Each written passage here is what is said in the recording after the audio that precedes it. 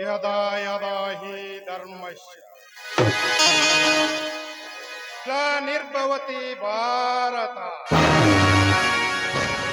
ಅಭ್ಯುತ್ಥಾನಾಮ್ಯ ಅಧರ್ಮಸ್ಯ ತದಾತ್ಮನಾಂ ಚತುಷ್ಕೃತ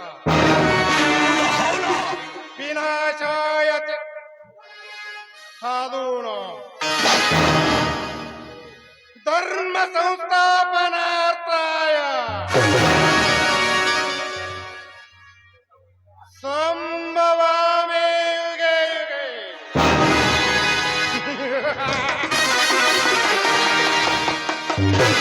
ಸಮೀರ್ ಭಾರ್ಕಮುರೆ ಇದೇನಪ್ಪ ಖಳನಾಯಕನ ಬಾಯಲ್ಲಿ ಸಂಸ್ಕೃತ ಶೋಕ ಬರ್ತಾ ಇದೆ ಅಂತ ನಿಮ್ಮೆಲ್ಲ ಸಮಸ್ಯೆ ಪಡ್ತಾ ಇದ್ದೀರಾ? ಇದರ ಅರ್ಥ ಏನು ಅಂತ ಗೊತ್ತಾ? ಜಗದಲ್ಲಿ ಅನ್ಯಾಯ ಅಟ್ಟಾಸ ಹೆಚ್ಚಾದಾಗ, ಅಧರ್ಮದ ತಾಂಡವ ಆಡುತ್ತಿರುವಾಗ ನಮ್ಮಂತ ಕಾಳಧನಿಕರನ್ನು ಮಟ್ಟ ಹಾಕಲಿಕ್ಕೆ ದೇವರು ಅದ್ಯಾವುದೋ ರೂಪದಲ್ಲಿ ಬಂದು ನಮ್ಮಂತ ಕಾಳಧನಿಕರನ್ನು ಮಟ್ಟ ಹಾಕದಂತೆ. ಆದರೆ ಇದು ಕಲಿಯುಗ, ತಲೆ ಇರೋರ ಕಲಿಯುಗ, ತಲೆ ತೆಗೆಯೋರ ಕಲಿಯುಗ ಅಂದಾಗ ಆ ದೇವರು ಹುಟ್ಟೋದು ಅಂದ್ರೆ ಏನು, ನಮ್ಮಂತ ಖಳನಾಯಕನ ಮಟ್ಟ ಹಾಕೋದು ಅಂದ್ರೆ ಏನು?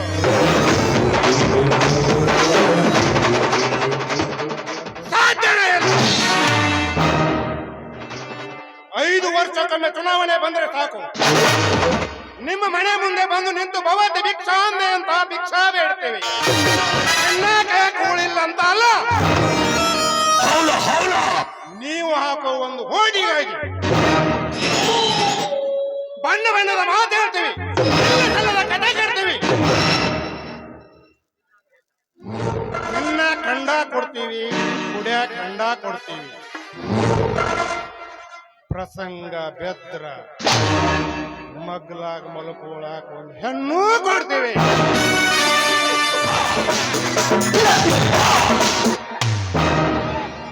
ಹೆಂಗಾರ ಮಾಡಿ ಹೊಡ್ತಿದ್ದೇವೆ.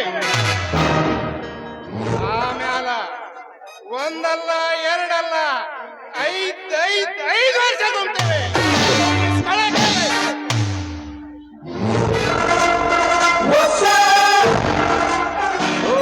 ಕೌನ್ರೆ ಅವನೇ?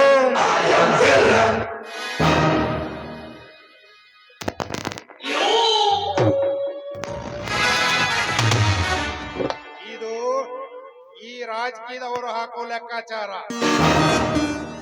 ನಿಮಗ ಅರ್ಥ ಆಗಲ್ಲ, ಅರ್ಥ ಆದ್ರೂ ಪಕ್ಕದಲ್ಲಿ ಇರೋವನಿಗೆ ಹೇಳಲ್ಲ, ಹೇಳಿದ್ರೂ ತಿಳ್ಕೊಳ್ಳೋ ಯಾವದನ ಅವನಿಗಿರಲ್ಲ.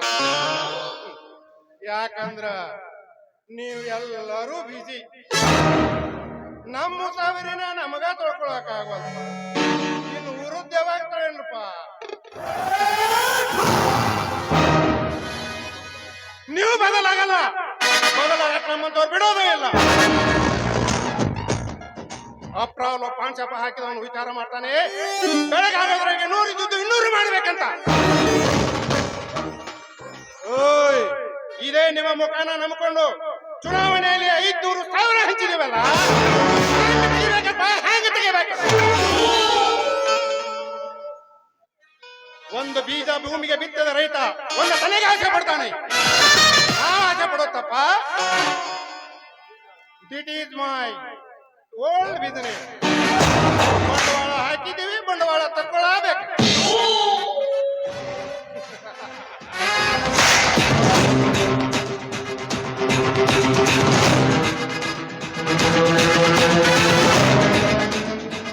ಸರ್ಕಾರಿ ದವಾಖಾನೆ ಮಾಡಿಕೊಡ್ರಿ, ಸರ್ಕಾರಿ ಶಾಲೆ ಮಾಡಿಕೊಡ್ರಿ, ರೋಡ್ ಮಾಡಿಕೊಡ್ರಿ ಅಂದ್ರ ಹಿಂದ ಬಿದ್ದಿರೋ ಬೋಕ್ ಯಾರ ನಿಮ್ಮ ಅಪ್ಪ ತುಂಬ್ತಾನ?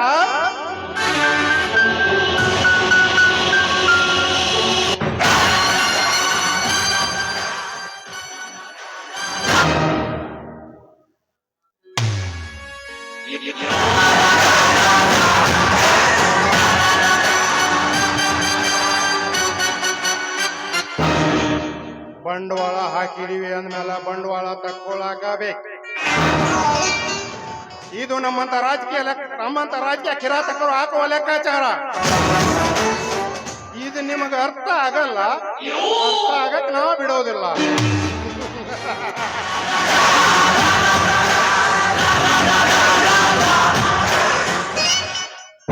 ಒಟ್ಟಿನಾಗ ದೊಡ್ಡವ ಈ ರಂಗೇಗೌಡ, ದೌಲತ್ನಾಗ ದೊಡ್ಡವ ಈ ರಂಗೇಗೌಡ.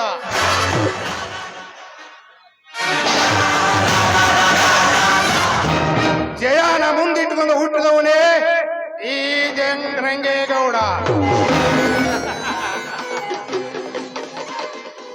ಈ ರಂಗೇಗೌಡನಿಗೆ ಮನ್ನಣೆ ಕೊಡುವುದಲ್ಲೋ ರಾಜೀವ.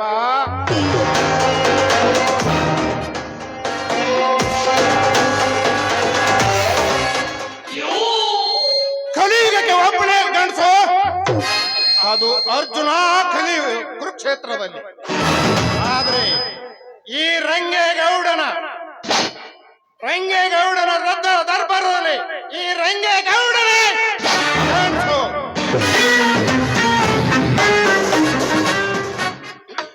ಇವನು ಹೂ ಅಂದ್ರೆ ಪ್ರೇಮಿ, ಅಂದ್ರೆ ಸೊನಾಮಿ.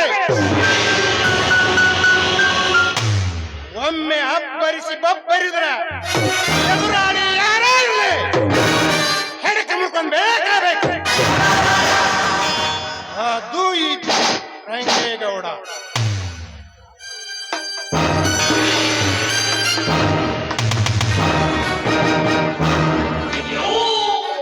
ರಂಗೇಗೌಡ ಅನ್ನೋ ಸಿಂಹ ಸುಮ್ಮನೆ ಮಲಗಿದೆ ಅಂದ್ರೆ ಬೇಟೆ ಆಡೋದನ್ನ ಮರ್ತಿಲ್ಲ, ಅದಕ್ಕೆ ಹಸಿವಾಗಿಲ್ಲ ಅಂತ ಅರ್ಥ. ಹಸಿವಾಗಿ ಒಮ್ಮೆ ಪಂಜರ ಬೀಸಿದ್ರ ಯಾವುದೇ ಇರಲಿ ಹೆಡಕ್ಕೆ ಮುರ್ಕೊಂಡು ಬೇಕಾಗಬೇಕು. ಅದು ಈ ಜಯರಾಜ್.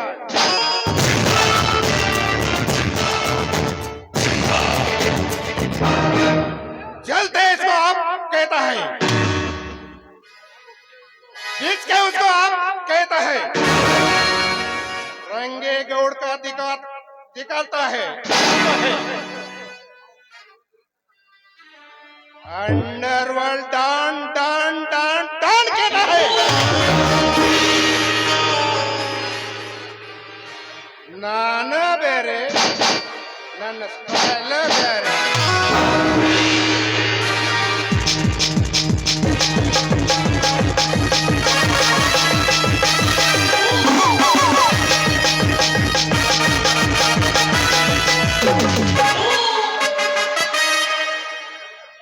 ಈ MLA ರಂಗೇಗೌಡನ ಹೆಸರು ಸುತ್ತು 25 ಹಳ್ಳಿಗಳಲ್ಲಿ ಎತ್ತರವಾಗಿ ಪ್ರಜ್ವಲಿಸುತ್ತಿದೆ. ಇದೇ ಊರಿನಲ್ಲಿ ನಾನು ಯಾರಾದರ ಮೇಲೆ ಕೋಪ ಮಾಡಿಕೊಂಡಿದ್ದೇನೆ ಎಂದು ಗೊತ್ತಾದರೆ ಮರುಕ್ಷಣವೇ ನೇಣು ಬಿಗಿದುಕೊಂಡು ಹೋಗುತ್ತೇನೆ. ಯಾಕೆ ಗೊತ್ತಾ? ಈ ರಂಗೇಗೌಡನ ರಣರಂಗದಲ್ಲಿ ಎದೆಗೆ ಎದೆ ಕೊಟ್ಟು ನಿಂತು ಯುದ್ಧ ಮಾಡುವ ಗಂಡು ಇನ್ನು ಈ ಭೂಮಿಯ ಮೇಲೆ ಹುಟ್ಟಿಲ್ಲ, ಮುಂದೆ ಹುಟ್ಟೋದೂ ಇಲ್ಲ.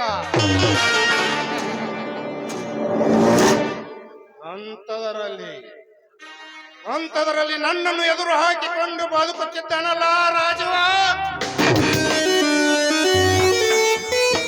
ರಾಜೀವ. ಬದುಕು ಮಗನೇ ಬದುಕು. ಈ ಯಮರಾಜನನ್ನು ಎದುರು ಹಾಕಿಕೊಂಡು ಅದೆಷ್ಟು ದಿನ ಬದುಕುತ್ತೀಯೋ ಬದುಕು ಮಗನೇ. ಬದುಕಿದ ನಿನ್ನ ಬಾಳಿಗೆ ಮುಳ್ಳಿನ ಬೇಲೆ ಹಾಕಿ ನನ್ನ ರಾಜಕೀಯ ದರ್ಪಣವನ್ನು ನಿನಗೆ ಅರ್ಪಣೆ ಮಾಡದಿದ್ದರೆ ನಾನು MLA ಅಲ್ಲ.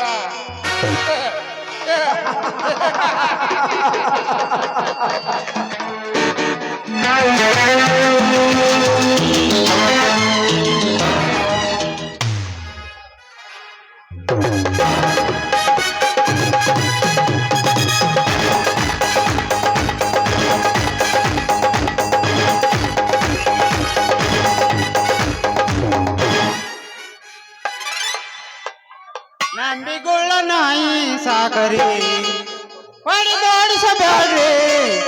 ನಂಬಿಗೊಳ್ಳ ನಾಯಿ ಸಾಕರಿ ಹೊಡೆದೋಡಿಸಬೇಡ್ರಿ. ನಂಬಿಗೊಳ್ಳ ನಾಯಿ ಸಾಕರಿ ನಂಬಿಗೊಳ್ಳ ನಾಯಿ ಸಾಕರಿ.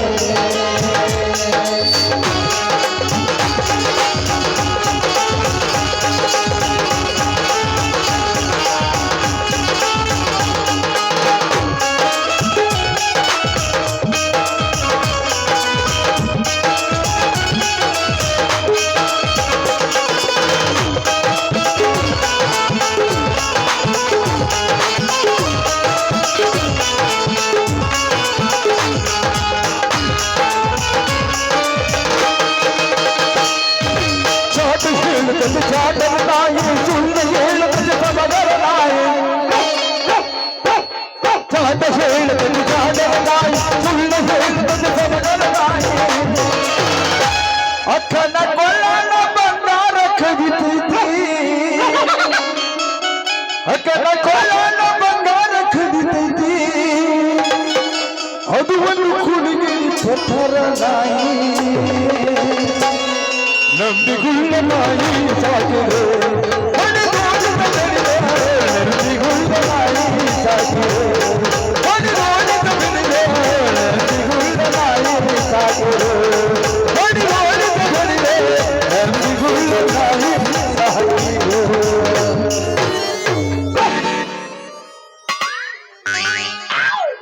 ಗೌಡ್ರ ಗೌಡ್ರ ಪಡೆದಂತೆ ಏನಾಯ್ತು? ಅದೃಷ್ಟ ರೀ ಗೌಡ್ರ, ಅದೃಷ್ಟ ರೀ. ಅದೃಷ್ಟ ನಿಮ್ಮನ್ನು ಹುಡುಕೊಂಡ ನಮ್ ಮನಿ ಗಂಟ ಬಂದದ್ರಿ ಗೌಡ್ರ. ಪಡೆದಂತೆ ಅದೇನು ಹೇಳ್ತಿರುವ ನೇರವಾಗಿ ಹೇಳು. ಹೀಗೆ ಸೊತ್ತು ಬಳಸಿ ಮಾತನಾಡಿದ್ರೆ ನನಗೆ ಹೆಂಗ ಅರ್ಥ ಆಗ್ಬೇಕ? ಅದ ರೀ ಗೌಡ್ರ, ನಮ್ಮ ಊರಿಗೆ PRD ಅನ್ನೋ ಕಂಪನಿ ಬಂದೈತ್ರಿ. ಅವ್ರಿಗೆ ನಮ್ಮ ಊರಂದು 300 ಎಕರೆ ಜಮೀನು ಬೇಕಂತ್ರಿ ಗೌಡ್ರ. 300 ಎಕರೆ ಜಮೀನು. ಏನು PRD ಕಂಪನಿಯವರು ನಮ್ಮೂರಿಗೆ ಬಂದಿದ್ದಾರಾ? ಪಡ್ಜಯಂತಿ, ಇದೇ ಮುಂದಿನ ತಿಂಗಳು DK ಶಿವಕುಮಾರ ಮಂತ್ರಿ ಆಗವಿದ್ದಾನೆ. ಆದಷ್ಟು ಬೇಗನೆ ಅವ್ರು ನೀನು ಮನೆ ಕರ್ಕೊಂಡು ಬಾ. ಹಾಲಿಗೆ ಉಕ್ಕು ಬಾಳ್ರಿ, ಬೆನ್ನಿಗೆ ಬೆಕ್ಕ ಬಾಳ್ರಿ, ನಮ್ಮ ಗೌಡ್ರಿಗೆ ಸಾಕು ಬಾಳ್ರಿ, ಈ ಪಡ್ಜಂತಿಗೆ ನ್ಯಾಕ್ ಬಾಳ್ರಿ. ಗೌಡ್ರ ನೀವ್ ಹಿಂಗ ಅಂತಾರಂತ ಹೇಳಿ ಅವ್ರ ಕರ್ಕೊಂಡು ಬಂದನ್ರಿ ಗೌಡ್ರ. ಕರಿತಂತ ತಡ್ರಿ ಸಾಹೇಬ್ರ. ಏ ಸಾಹೇಬ್ರ, ನಮ್ ಗೌಡ್ರು ಕರಿತಾರ ಬರ್ರಿ.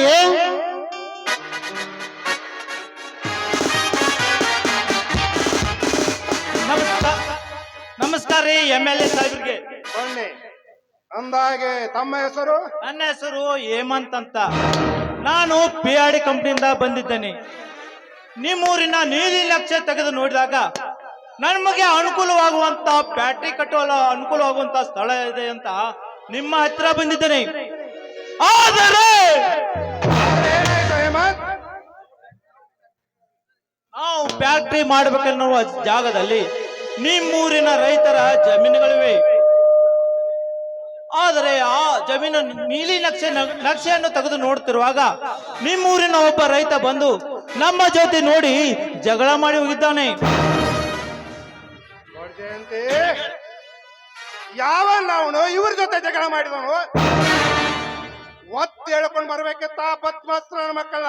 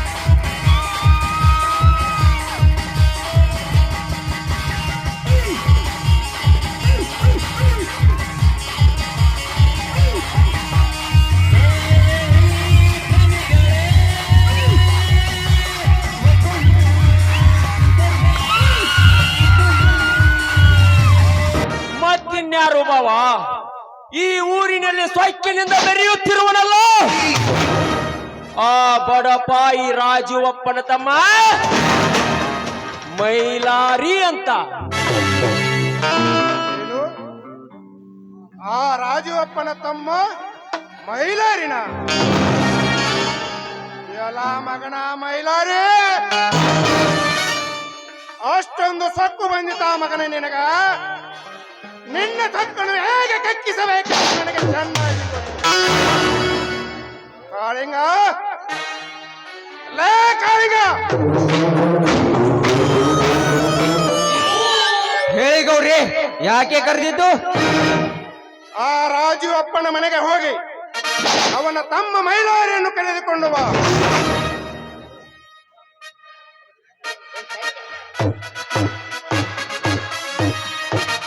ನೋಡ್ತಮ್ಮ, ಬಂದ್ರ ಕರ್ಕೊಂಡ್ ಬಾ, ಬರ್ಲಿಲ್ಲ ಅಂದ್ರ ಅವನ ಕೈ ಕಾಲು ಮುರಿದ ಎಳ್ಕೊಂಡ್ ಬಾ ಮಗನ.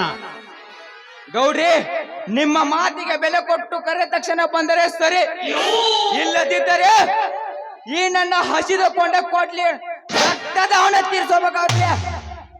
ಎಚ್ಚರ.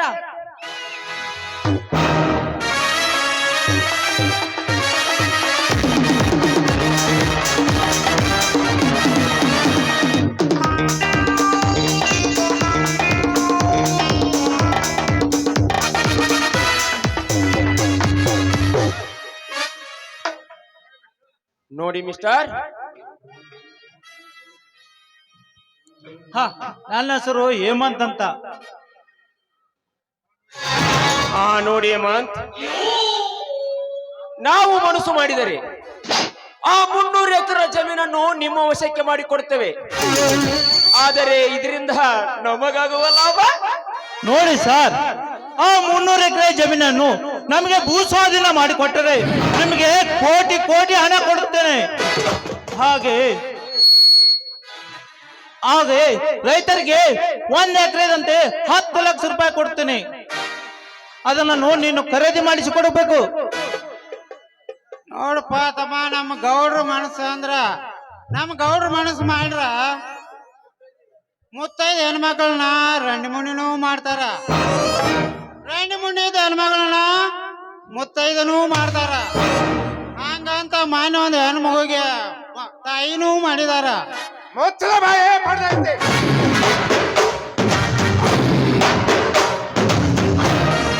ಬಾವಾ ಬಾವಾ, ನಾವು ಹೇಗಾದರೂ ಈ ಕಾರ್ಯವನ್ನು ಯಶಸ್ವಿಯಾಗಿ ಮಾಡಲೇಬೇಕು. ಒಂದು ವೇಳೆ ಈ ಊರಿನಲ್ಲಿ ಇದಕ್ಕೆ ಯಾರಾದರೂ ಅಡ್ಡಿಪಡಿಸಿದರೆ ಭೂ ಸ್ವಾಧೀನ ಮಾಡುವುದಕ್ಕಿಂತ ಮುಂಚೆ ಅವನ ಸಮಾಧಿಯನ್ನು ಕಟ್ಟಿಬಿಡುತ್ತೇನೆ.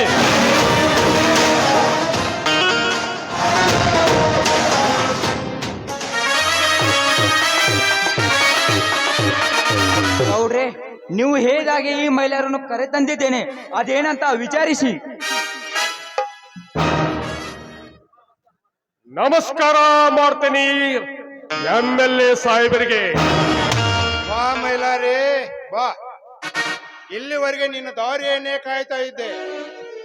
ಹೇಳಿ ಗೌಡ್ರೆ, ನನ್ನನ್ನು ಕರೆಸಿದ ಕಾರಣ?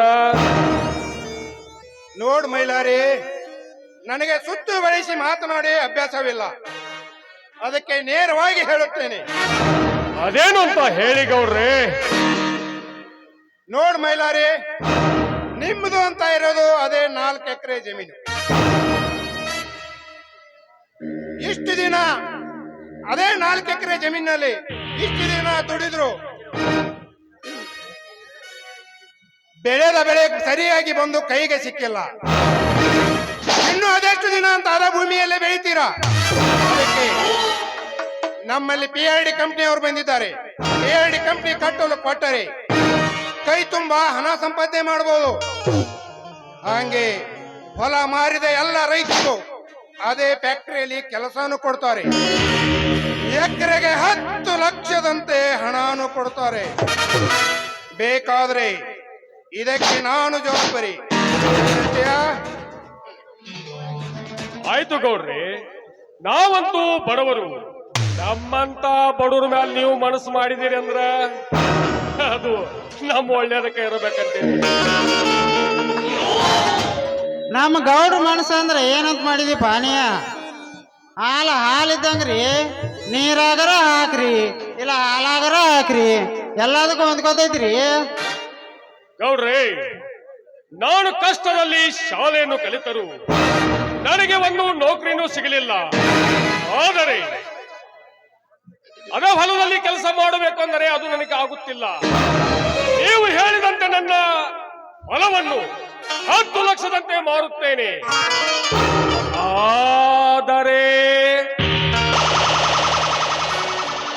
ಆದ್ರಂತ ಅರ್ಧಕ್ಕೆ ಯಾಕೆ ನಿಲ್ಲಿಸ್ತೇವಪ್ಪ? ಏನ್ ಬೇಕಂತ ಬಾಯಿ ಬಿಟ್ಟು ಕೇಳಲ್ಲ. ನೀವು ಬೆಲೆ ಕಟ್ಟಿದ ಪ್ರಕಾರ ನನ್ನ 4 ಎಕರೆ ಜಮೀನಿಗೆ 40 ಲಕ್ಷ ರೂಪಾಯಿ ಆಗುತ್ತದೆ. ಅದಕ್ಕೆ 10 ಲಕ್ಷ ರೂಪಾಯಿ ಸೇರಿಸಿ 50 ಲಕ್ಷ ರೂಪಾಯಿ ಕೊಟ್ಟು ನಿನ್ನ 4 ಎಕರೆ ಜಮೀನನ್ನ ನನಗೆ ಮಾರಿಬಿಡು.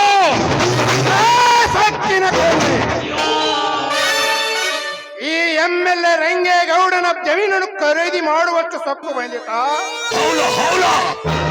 ಮತ್ತ ಈ ಬಡ ರೈತರ ಹೊಲದ ಮೇಲೆ ಮನಸ್ಸು ಮಾಡಿದಾರೆ ಅಂದ್ರ ನಿಮಗೆ ಸೊಕ್ಕಿರ್ಬೇಕ್ರೆ ಹಲ್ ಕಟ್ಟಣ ಮಕ್ಕಳ್ರ.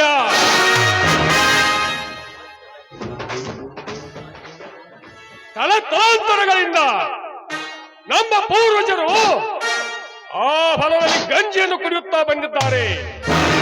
ಅದರ ಮೇಲೆ ಕಣ್ಣು ಹಾಕಿದಾರೆ ಅಂತಂದ್ರ ನೀವೆಂತ ಕಡಿಮೆ ನನ್ನ ಮಕ್ಕಳಿರಬೇಕು.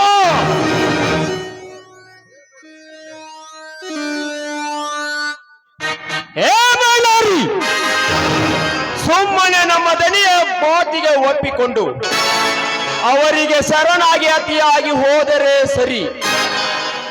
ಎಲ್ಲದಂತರೆ ಅನ್ಯಾಯವಾಗಿ ಇದ್ದವಾದ ಪ್ರಾಣವನ್ನು ಕಳೆದುಕೊಳ್ಳಬೇಕಾಗಿತ್ತು. ಎಲೆ ಬಂಡ ಬಲರಾಮ, ಹೆಣ್ಣು ಗೊಡ್ಡು ಬೆದರಿಗೆ ಹೆದರಿ ನಮ್ಮ ಹೊಲವನ್ನು ನಾವು ಕೊಡುವುದಿಲ್ಲ. ನಿಮ್ಮಂತವ್ರಿಗೆ, ನಿಮ್ಮಂತ ನರಳನ ನಾಯಿಗಳಿಗೆ ಹೊಟ್ಟೆ ತುಂಬ ಹೆಟ್ಟನ್ನು ಹಾಕಿ ಕಾದು ಬಟ್ಟೆಯನ್ನು ಕೊಟ್ಟು ಮೇರೇಲು ಹಚ್ಚಿದವ್ರೆ ನಮ್ಮಂತ ರೈತರು ಅನ್ನೋದ್ರ ಮರೆಯಬೇಡ. ಯಾಕಷ್ಟಿದ್ದ ಮಾಮೂಲಿ ರೈತನಾಗಿ ತಾಲೂಕಿಗಷ್ಟೇ ಹೆಸರು ಮಾಡಿರುವ ನಿನಗೆ ಇಷ್ಟೇ ಕೊಬರಿರಬೇಕಾದರೆ ಇನ್ನು ಇಡೀ ಕರ್ನಾಟಕದಲ್ಲಿ MLA ಆಗಿ ಪದವಿ ಗಿಟ್ಟಿಸಿಕೊಂಡು ನಿನ್ನಂತ 10 ಕುಂಡಿಗಳಿಗೆ ಹೊನ್ನ ಹಾಕುವ ನಮ್ಮ ಜನಿಗೆ ಇನ್ನಟ್ಟಿರಬೇಡ. ಹೇಳಿ ನನ್ನ ಮಕ್ಕಳ್ರ, ಅನ್ನ ಹಾಕೋ ದನಿಗಳ ನೀವು, ಅನ್ನ ಹಾಕೋರ ಮನೆಗೆ ಕಣ್ಣು ಹಾಕೋ ಕವಿಬ್ರನ್ನು ಮಕ್ಕಳು ನೀವು.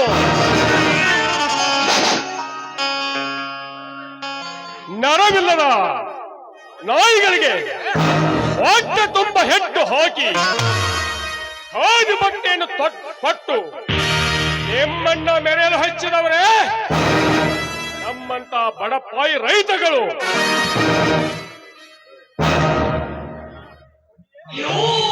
ಲೇ ಸೊಕ್ಕಿನ ಕುಣ್ಣಿ, ನನ್ನ ಮನೆಗೆ ಬಂದು ನನಗೆ ಸಕ್ಕಿನಿಂದ ಮಾತನಾಡುವಷ್ಟು ದೊಡ್ಡವನಾಗಿ ಬಿಟ್ಟಿಯ. ಈ ರಾಜಕೀಯ ರಂಗದಲ್ಲಿ ನನ್ನ ಹೆಸರು ಕೇಳಿದರೆ ಸಾಕು, ಇಡೀ ಸರ್ಕಾರವೇ ಕೆಳಗಣನೆ ನಡಿಗೆ ಹೋಗುತ್ತದೆ. ಅಂಥದರಲ್ಲಿ ನನ್ನ ಸರಿಸಮ ನಿಂತು ಮಾತನಾಡುವಷ್ಟು ದೊಡ್ಡವನಾಗಿ ಬಿಟ್ಟಿಯ ಬಡವ. ಅಲ್ಪ ತಮ್ಮ, ನಮ್ಮ ಗೌಡ್ರ ಮನೆಗೆ ಬಂದ ಇಷ್ಟೆಲ್ಲ ನೀ ಮಾತಾಡ್ತಿದ್ದೆ ಅಂದ್ರ ಮುಂದೆ ನಿನ್ನ ಜೀವನ ಬಹಳ ಕಠಿಣ ಐತಿ ನೋಡ್ತಮ್ಮ. ಅಲ್ಪ ಸುಖದ ಕೂದಿಗೆ ದಬ್ಬಣೆಯಾಗಿ ಚುಚ್ಕೋತಿದ್ದಿ. ಸುಮ್ಮನೆ ನಮ್ಮ ಗೌಡ್ರು ಹೇಳ್ದಂಗೆ ಕೇಳ್ಕೊಂಡ್ರ ಬಂಗಾರ ತಟ್ಟೆ ಊಟ ಮಾಡ್ತೀಪ, ಬಂಗಾರ ತಟ್ಟೆ ಊಟ ಮಾಡ್ತೀಯ. ಲೇ ಮಹಿಳೆಯರೇ, ನಿಮ್ಮ ಹೊಲವನ್ನು ಹೇಗೆ ಖರೀದಿಸಬೇಕೆಂದು ನಮ್ಮ ತಲೆಗೆ ಚೆನ್ನಾಗಿ ಗೊತ್ತು.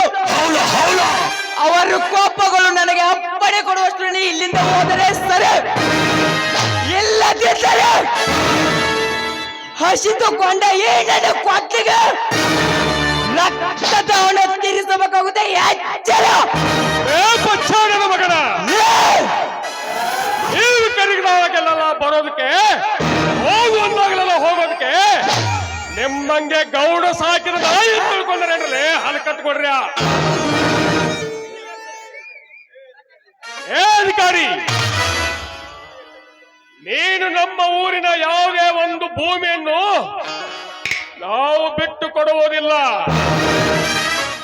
ಒಂದು ದಾರಿಗೆ ಸುಂಕವಿಲ್ಲವೆಂದು ಹೊರಟು ಹೋದರೆ ಸರಿ, ಇಲ್ಲದರಿಂದ ನಮ್ಮ ರೈತರ ಹೆಣ್ಣು ಮಕ್ಕಳಾದ ನಮ್ಮ ತಾಯಂದಿರು ನಿನ್ನ ಮಣ್ಣಲ್ಲಿ ಮುಚ್ಚಿಬಿಡುತ್ತಾರೆ.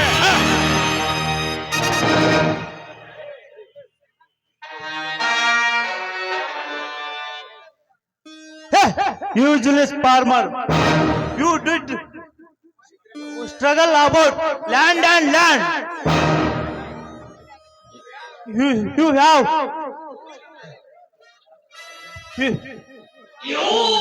You may officer, mind your language. Why do you know?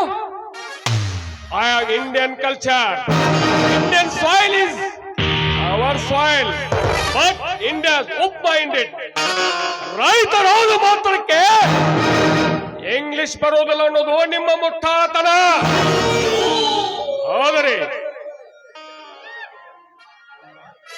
ನಿಮಗೆ ಇಂಗ್ಲಿಷ್ ಮಾತನಾಡಲು ಮಾತ್ರ ಗೊತ್ತು. ಆದರೆ ಭಾರತ ದೇಶಕ್ಕೆ ಇಂಗ್ಲಿಷ್ ಶಿಕ್ಷಣವನ್ನ 1835ರಲ್ಲಿ ಲಾರ್ಡ್ ಕಾಲೆ ಅವರು ತಂದದ್ದು ಅಂತ ನನಗೆ ಚೆನ್ನಾಗಿ ಗೊತ್ತು. ಇರಬಹುದು, ಆದ್ರೆ ಈಗಿನ ಕಾಲದಲ್ಲಿ ಕನ್ನಡಕ್ಕಿಂತ ಇಂಗ್ಲಿಷ್ಗೆ ಮಹತ್ವ ಕೊಡ್ತಿದ್ದಾರೆ. ಅದಂದ್ರೆ ನಿನಗೆ ಗೊತ್ತಾ?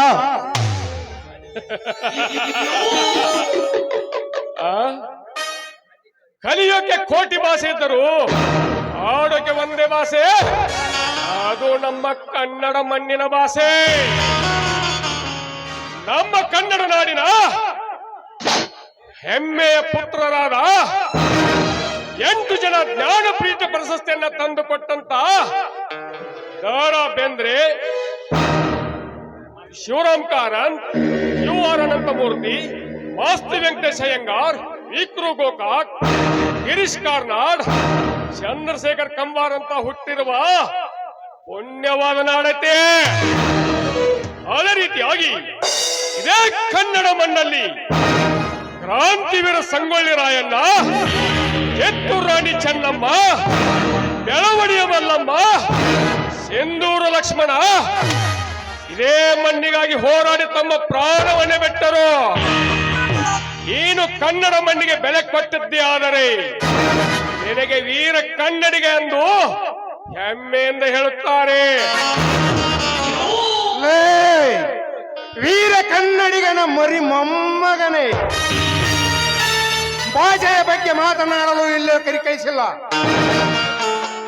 ಸುಮ್ಮನೆ ಹೊಲ ಕೊಡುವುದಕ್ಕೆ ಒಪ್ಪಿಕೊಂಡು ಹೋದರೆ ಸರಿ, ಇಲ್ಲವಾದರೆ ನನ್ನ ರಾಜಕೀಯ ಕೈವಾಡದಿಂದ ನಿಮ್ಮ ಹೊಲ ಹೇಗೆ ಖರೀದಿ ಮಾಡಬೇಕೆನ್ನುವುದು ನಮಗೆ ಚೆನ್ನಾಗಿ ಗೊತ್ತು.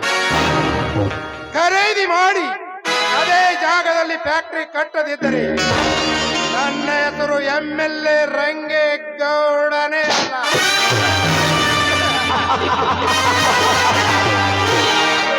ರಂಗೇಗೌಡ, ಹೋಗುವ ಮುನ್ನ ಒಂದು ಮಾತನ್ನು ಹೇಳುತ್ತೇನೆ, ಲಕ್ಷ್ಯದಲ್ಲಿಟ್ಟು ಕೇಳು.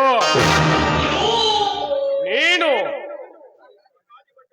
ಕಾಜು ಬಟ್ಟೆಯನ್ನು ತೊಟ್ಟು ಪರರ ಹೆಣ್ಣಿನ ಮೇಲೆ ಕಾಮನ ಕಣ್ಣನ್ನು ಹಾಕಿದ್ದೆ ಆದರೆ ನಿನಗೆ ಭೋಗಿ ಎಂದು ಕರೆಯುತ್ತಾರೆ. ಅದೇ ರೀತಿ ಅದೇ ಹೊಂದಿಕೊಟ್ಟ ಜನರಿಗೆ ನೀನು ಸಹಾಯ ಕಷ್ಟದಲ್ಲಿ ಇದ್ದ ಏನಾದರೂ ಅವರಿಗೆ ಮಾಡಿದ್ದೆ ಆದರೆ ನಿನಗೆ ತ್ಯಾಗಿ ಅಂತ ಕರೆಯುತ್ತಾರೆ. ಆದರೆ ಅದೇ ಕಾವಿ ಬಟ್ಟೆಯನ್ನು ಬಿಚ್ಚಿ ಕಾವಿ ಬಟ್ಟೆಯನ್ನು ತೊಟ್ಟು ಸಮಾಜ ಸೇವೆ ಮಾಡಿದರೆ ನಿನಗೆ ಸಮಾಜ ಸೇವಕ ಯೋಗಿ ಎಂದು ಕರೆಯುತ್ತಾರೆ. ನಿಮ್ಮಂತ ಇಡೀ ರಾಷ್ಟ್ರಕ್ಕೆ ಅನ್ನ ಹಾಕಿದ ನಮ್ಮಂತ ರೈತರಿಗೆ ನೇಗಿಲ ಯೋಗಿ ಎನ್ನುತ್ತಾರೆ. ನಿಮ್ಮಂತವರಿಗೆ ಮಿಸ್ಟರ್ ರಂಗೇಗೌಡ,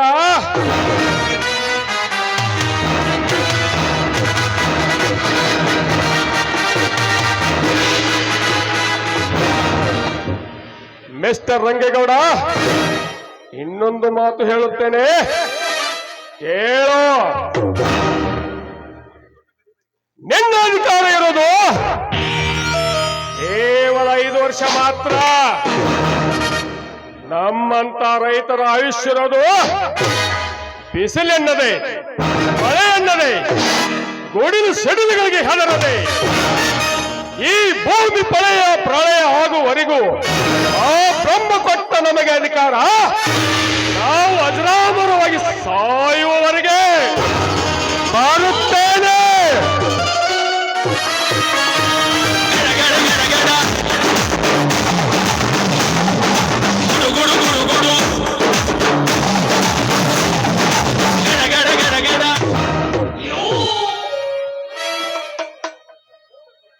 ಪ್ರಳಯ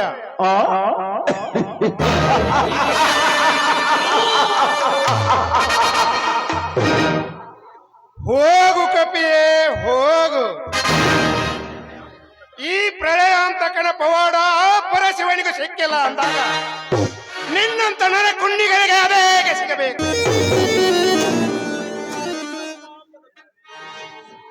ಮೈಲಾರೇ, ನಿನ್ನ ಪಾಪದ ಕೊಡ ತುಂಬಿ ತುಳುಕುತ್ತಿದೆ ಎಂದು ಇಂದು ಈ ರೀತಿ ಬೋರ್ಗರೆಯುತ್ತಿರುವೆ. ಇದು ಅಂತ್ಯ ಅಲ್ಲ ಮಗನೇ, ಆರಂಭದ ಮಹಾಯುದ್ಧ. ಈ ಯುದ್ಧದಲ್ಲಿ ಗೆದ್ದು ಅದು ಹೇಗೆ ಬಾಳೆ ಮಾಡುತ್ತೆಯೋ ಆಡು. ಬಲರಾಮ, ಅವನು ಬೆಳೆದ ಕಬ್ಬನ್ನು ನಮ್ಮ ಫ್ಯಾಕ್ಟರಿಗೆ ತಂದರೆ ಅದನ್ನು ವಾಪಸ್ ಕಳಿಸಿಬಿಡು. ಅದು ಎಲ್ಲಿ ಮಾರಿಕೊಳ್ಳುತ್ತಾನೋ ಮಾರಿಕೊಳ್ಳಲಿ ಆ ಬಡವ. ಬಾಬಾ,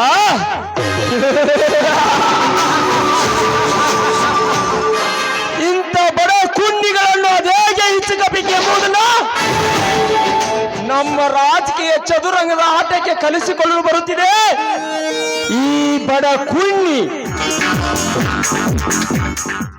ಇಷ್ಟು ಇಲ್ಲದೆ 5 ವರ್ಷ ಮೋಸ ಮಾಡಿ ನೀವು ಆರಿಸಿ ಬರಲು ನಮ್ಮಲ್ಲಿರುವ ಕುತಂತ್ರ ಇಂಥ ಬಡ ಕುಂಡಿಗಳಿಗೆ ಏನು ಗೊತ್ತು ಬಾವ? ಬಡ ಕುಂಡಿಗಳಿಗೆ ಎತ್ತು.